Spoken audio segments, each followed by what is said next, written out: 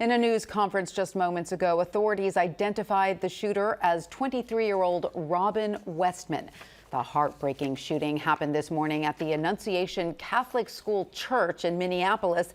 Police say the gunman fired shots through the windows of the church during a mass celebrating the first week of school. By the time it ended, 2 children, ages 8 and 10 years old, were killed. The gunfire injured 17 others, 14 of them children.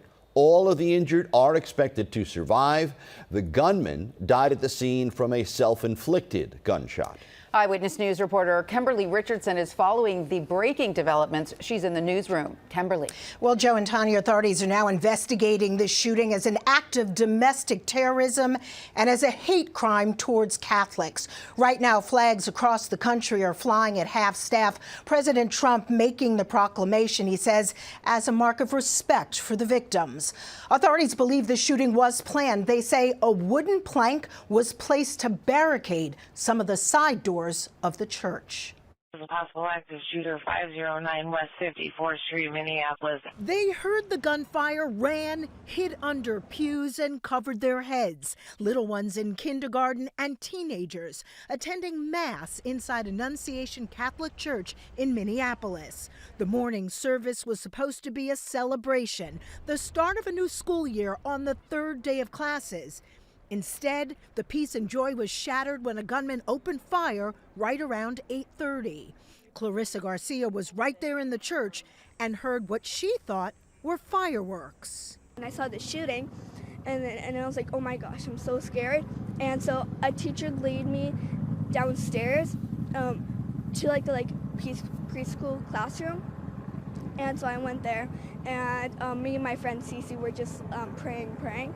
Authorities say the gunman, armed with a rifle, shotgun, and pistol, approached the church from the outside and through the stained glass windows started firing dozens of rounds, aiming at the kids sitting in the pews. I know what gunfire sounds like, and I could tell. I was shocked. I said there's no way that could be gunfire. There was so much of it. A crush of law enforcement responded to the scene. Some officers entered the church and immediately began administering first aid to those who were injured, tried to comfort others who didn't know what was going on, parents who didn't know if their child was dead or alive. I just saw the kids exiting, so it's almost like a little parade of kids. I'm like just yelling out my daughter's name, Clarissa, where are you? Where are you? Officials say they did find the suspect in the back of the church dead from an apparent self-inflicted gunshot wound. But by then, the physical, psychological, and emotional damage was done. At least 2 children, just 8 and 10 years old, were dead. 17 more injured, mostly kids. The youngest, just 6. This was a deliberate act of violence against innocent children. The sheer cruelty and cowardice of firing into a church full of children is absolutely incomprehensible. And just moments ago, we also learned among the injured were 3 adults in their 80s, parishioners who were just there for Mass. Police say they did find a smoke bomb at the scene, but no explosives.